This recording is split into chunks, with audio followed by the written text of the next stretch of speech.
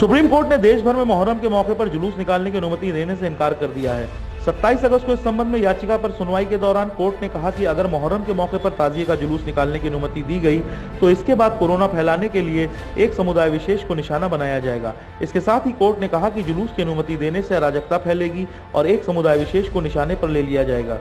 इस मामले में सुनवाई कर रही प्रमुख न्यायाधीश एस.ए. बोबडे की बेंच ने कहा कि अगर कोर्ट देश में जुलूस निकालने की अनुमति दे देता है तो अराजकता फैल जाएगी और एक समुदाय विशेष पर कोविड-19 महामारी फैलाने के आरोप लगने लगेंगे। हम आपको बता दें कि उत्तर प्रदेश के याचिकाकर्ता शिया धर्मगुरु मौलाना सैयद कल्बे जव्वाद ने सुप्रीम कोर्ट में देश भर में मुहर्रम के जुलूस निकालने की अनुमति देने की मांग के साथ एक याचिका दाखिल की थी, जिसमें मौलाना सैयद कल्बे जव्वाद ने पुरी में निकली जगन्नाथ मंदिर की रथ यात्रा का हवाला दिया था, मगर कोर्ट ने साफ तौर पर कोरोना के मद्देनजर देश में मुहर्रम के मौके पर उठने वाले जुलूसों को निकालने की अनुमति नहीं दी है।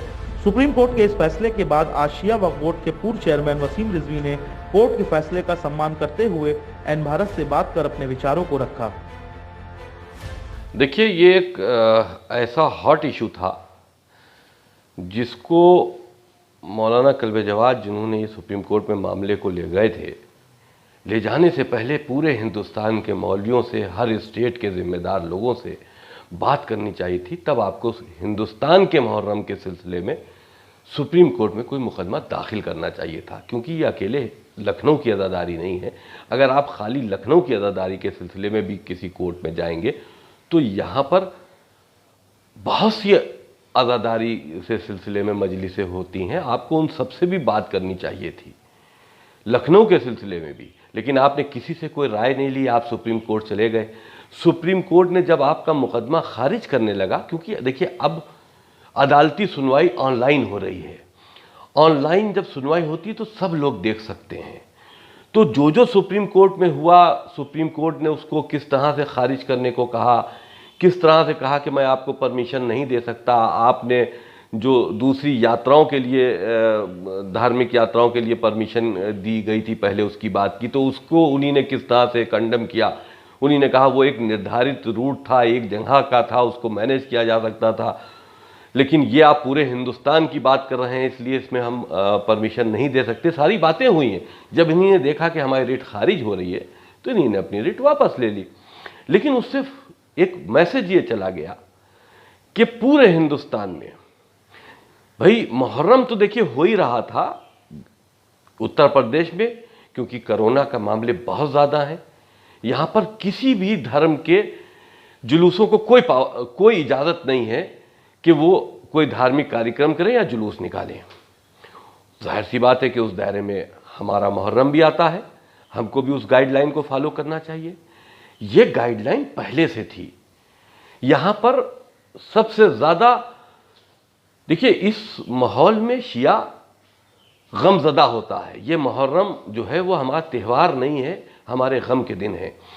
इसमें आदमी इतना गमज़दा होता है, किसी गमज़दा इंसान को जज्बात से उनके खेल कर उनको गुस्से में ला देना ये बहुत आसान होता है। वही काम मौलाना कल्बे जव्वाद, उनके घर वालों ने मुहर्रम के शुरू होने से पहले से करना शुरू किया।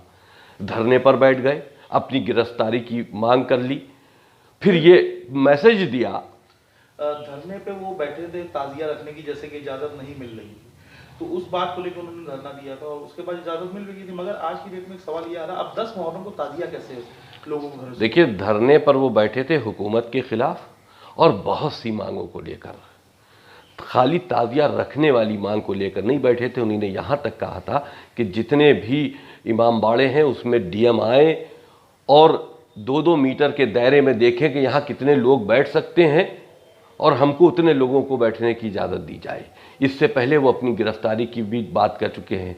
तो इससे देखिए ये एक सिस्टम बनाया गया है कोरोना से निपटने के लिए। ये गवर्नमेंट की पॉलिसी है, उसमें किसी को अलग से स्पेशली कोई इस महामारी के दौर में कोई पैकेज नहीं दिया जा सकता, ये सबको मालूम था। लेकिन शिया ये समझ रहे थे कि इस बार मुहर्रम ठीक से नहीं हो पाएगा, क्योंकि ईद भी नहीं हुई, बकरीद भी नहीं हुई और दूसरे हिंदुओं के भी त्यौहार नहीं हुए। तो लेकिन आपने मुहर्रम से पहले वो गुस्सा लोगों के जहनों में पैदा कर दिया अपने बयानों से, अपनी स्पीचेस से, कि हम जीत गए, हुकूमत से हमने ये ले लिया, हुकूमत से हमने टकरा कर ये ले लिया, हुकूमत ने घुटने टेक दिए, कि लोगों में एक जज्बा पैदा हो गया। और उस जज्बे का नतीजा ये हुआ कि अब जगह जगह पर लोग कानून को तोड़ रहे हैं, सोशल डिस्टेंसिंग को फॉलो नहीं कर रहे हैं, और उसके बाद सड़कों पर निकल रहे हैं, उनके ऊपर मुकदमे हो रहे हैं। अभी मुकदमा जब आपका सुप्रीम कोर्ट से खारिज हुआ, यानी कि जब आपने खारिज होते हुए देखकर उसे वापस लिया, तो आपने एक वीडियो ये जारी किया और ये खत जारी किया कि भाई सोशल डिस्टेंसिंग को फॉलो कीजिए, और अदालतें भी ये कह रही हैं, हुकूमत भी ये कह रही है। ये काम आपको पहले करना चाहिए था। ये साजिशन पत्र जारी करके सिर्फ आपने अपने को बचाया उन चीजों से है कि कहीं पर अगर कोई बड़ा फसाद हो गया, जो फसाद का पेड़ आपने बोया है, शियों के अंदर इस बगावत का जज्बा आपने पैदा किया है, शियों के अंदर जबरदस्ती कानून तोड़ने का जज्बा आपके घराने से पैदा किया गया है। अब जब वो चीजें पैदा हो गई, आपने देख लिया कि कई जगह फसादात हो चुके हैं और मुहर्रम तक पता नहीं और कितने जगह पर इस तरह के मामलात हो जाएं, तो आपने अपने को अलग करते हुए कि ये आज जो आग हमने लगाई है, उस आग से कहीं मेरा घर ना जल जाए, तो आपने एक पत्र जारी करके अपने को बचाया है और कौम को आफत में डाला है। ये काम पहले होना चाहिए था। ये जिम्मेदार, जो जितने भी कौम के जिम्मेदार लोग थे, उनको मुहर्रम शुरू होने से पहले इसी तरह के स्टेटमेंट देकर कौम को संभालना चाहिए था। उन लोगों को बताना चाहिए था कि हमको अपना गम मनाना है, अपने गम से किसी को नुकसान नहीं पहुंचाना है, अपने गम के जरिए महामारी को आगे फैलाना नहीं है, महामारी से बचाना हमारी पहली जिम्मेदारी है। हम जिंदा रहेंगे, मुहर्रम फिर अगले साल मनाएंगे। इस तरह के मैसेजेस आने चाहिए थे, जो कल्बे जवाद और इनके घराने की तरफ से न देकर साजिशन इसके अगेंस्ट मैसेज दिए गए, लोगों के गुस्से को बढ़ाया गया, लोगों के दिलों में आग लगाई गई, इस तरह के माहौल पैदा कर दिए गए कि जो अब उसके रिएक्शंस दिखने को मिल रहे हैं। तो अब 2 दिन बाद जब अशरा आ रहा है, तो ऐसे में आप क्या अपील करना चाहेंगे, क्या कहना चाहेंगे? मैं शुरू से एक बात कहता चला आ रहा हूं कि गाइडलाइन आपके फायदे के लिए है, हुकूमत आपके फायदों के लिए काम कर रही है। उनके हुकूमत की निगाह में कोई धर्म इस वक्त माने नहीं रखता, चाहे वो हिंदू हो, चाहे मुसलमान हो, चाहे सिख हो, चाहे ईसाई हो। धार्मिक रीति रिवाज के हिसाब से अगर कोई भी काम होने हैं, घरों पर करना, सोशल डिस्टेंसिंग को फॉलो करने में किसी तरह की कोई पाबंदी नहीं है। आप घरों में कीजिए। जुलूस निकालना या किसी भी तरह का कोई आयोजन धार्मिक करना या पॉलिटिकल आयोजन करना, सब पर रोक लगी हुई है।